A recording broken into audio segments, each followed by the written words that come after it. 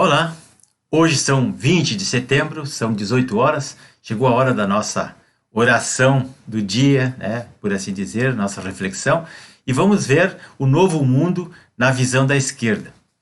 Então é o seguinte, pessoal, a esquerda tem uma visão de um novo mundo que eles querem criar, quer dizer, um mundo distópico sobre essa nova ordem, que eles estão 24 horas por dia tentando impor aqui no Ocidente e aqui no Brasil também, e destruindo a destruição total do antigo sistema democrático que a gente falava, usando o termo democracia como um gatilho para impor a sua revolução marxista, a sua nova revolução cultural marxista ideológica. E foram muitas décadas que ele já vem insistindo nisso, nessa doutrinação, nesse aparelhamento do Estado aí. E hoje nós temos o quê?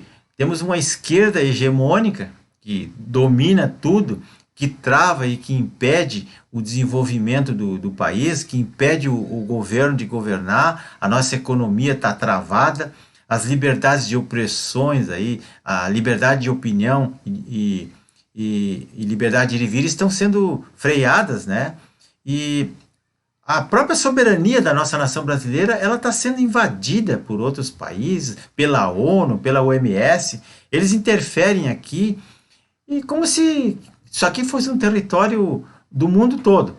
E, por outro lado, o looping proletariado aí, ele é protegido pelo ativismo judicial, né? O bandido é aquele inocente, né? Vítima da sociedade, que a gente chama de bandidolatria, as pessoas ficam idolatrando bandidos, e são contra a preservação da vida, são contra a família, são contra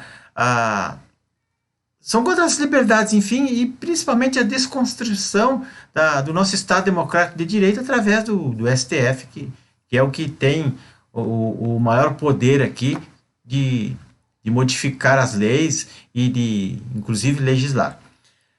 Bom, dito isso, viram essa capa do vídeo aí? Vou explicar essa capa através do desenvolvimento aqui.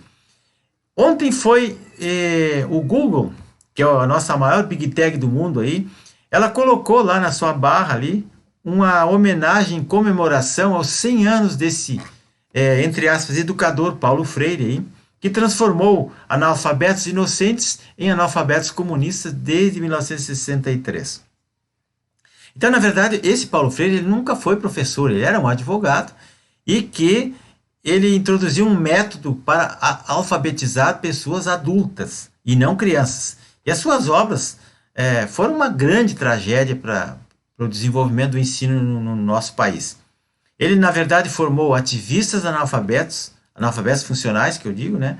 E quem quiser ter mais, saber mais sobre ele, eu até indico esses dois livros aí para iniciação. A Pedagogia do Oprimido, que é uma das obras dele, que na verdade é uma opressão à educação, não é do oprimido, que é onde ele desenvolve as suas teses, principalmente. E tem outro livro aqui que desconstrói Paulo Freire, do Thomas Juliano, que é uma organização de vários professores que defenderam a tese aí, desconstruindo as barbaridades que ele quis implantar, na verdade implantou, durante 50 anos aqui no Brasil. Então, pessoal, é o seguinte, ó, esse homem, para corroborar tudo que ele fez aí, eu trago duas postagens aqui da professora Paula Marisa. Recomendo o canal dela a todos. Ela é uma mulher muito inteligente, é uma pedagoga, tem profundo conhecimento, já gastou muito giz em sala de aula e tem autoridade para falar sobre isso. Na primeira postagem ela diz assim: duas verdades que nunca te contaram sobre Paulo Freire. Ela diz: 1. Ele nunca foi professor, como eu disse, né? O único diploma que Paulo Freire tinha era de bacharel em Direito. 2. Ele nunca alfabetizou uma criança. Sua experiência em alfabetização foi com adultos no acampamento do MST. É verdade, no Nordeste ele trabalhava com o Movimento Sem Terra lá também, inicialmente.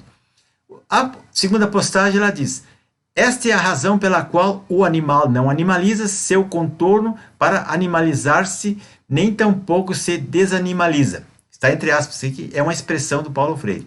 Eu fiquei horas tentando chegar a uma conclusão, o que ele quis dizer com isso, mas eu concluí que ele quis dizer que burro é burro e continua burro, porque não tem outra explicação. Então essa frase poderia ser do bêbado do boteco, mas é apenas uma, segundo ela, maravilhosa expressão da filosofia Paulo Freire. Vejam a situação, pessoal. Então, vamos para outro assunto. Amanhã, o presidente Bolsonaro, que já está em Nova York, vai discursar na ONU e o seu discurso será transmitido também em braille. E eu espero que ele cumpra a promessa que ele fez quando embarcou, que vai revelar toda a verdade para o mundo sobre o Brasil. Tudo o que está acontecendo aqui, perseguições da esquerda, perseguições dos seus apoiadores, do governo dele, a censura, as prisões de deputados, de jornalistas, de youtubers. E bem como os projetos que ele tem, que já estão dando certo para o desenvolvimento do país, e que tão logo essa pandemia passar, o Brasil vai dar um grande salto, né, no desenvolvimento em todas as áreas.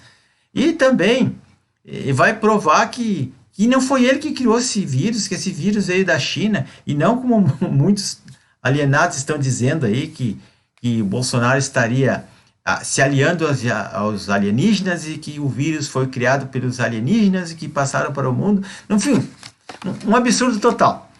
E por falar nisso, pessoal, um esquerdopata aí chamado Sérgio Soares da Silva Paim, não vou colocar a foto dele aqui porque eu acho que não pode, ele apresentou uma notícia-crime junto ao Conselho Federal do Ministério Público, que é um órgão que se destina, é um órgão superior do Ministério Público. E ele sustentou uma tese de que desde 2020, seres alienígenas criaram cópias de várias personalidades do mundo, né? Inclusive Donald Trump, e Bolsonaro foi um dos mais copiados, né? E para comprovar essa tese esdrúxula dele, ele disse que as fotos do abdômen do Bolsonaro tem umas que são com cicatrizes da facada e da colostomia, e outras são fotos do abdômen dele lisinho. Portanto, esta é uma prova de que o Bolsonaro é outra pessoa, né? Que existem várias cópias do Bolsonaro. É dose. Então, pessoal, como é que pode um órgão como o Ministério Público, o Conselho Federal do Ministério Público, e tem tanta coisa para fazer, que ganham tanto dinheiro para trabalhar lá, e sendo que até hoje não investigaram, por exemplo, quem é que deu a facada, quem é que pagou o Adélio Bispo para dar a facada no presidente, quem é que pagou seus advogados. Outra coisa que eu acho um absurdo, a Lava Jato, procuradores, dezenas de procuradores, trabalharam mais de 5 anos investigando, fazendo relatórios, juntando provas, fazendo denúncias, prendendo esses ladrão vagabundo aí, que acabaram, a maioria deles, todos sofreram uma Lava Jato, né? Lava Lula, lava não sei o quê. Todos os bandidos agora foram inocentados. O Gedel Vieira Lima já está em casa, mesmo sendo preso lá com 52 milhões dentro do seu apartamento. Então, como é que fica esses procuradores que trabalharam tanto? Eu, se fosse procurador, estaria super indignado, rasgando as vestes. Quer dizer, o cara trabalha, prova, bota o bandido na cadeia, daí dali pouco o STF pega e dá um canetaço. Não, isso aqui não foi bem assim, essas provas não valem, desmoraliza tudo e manda o cara para casa.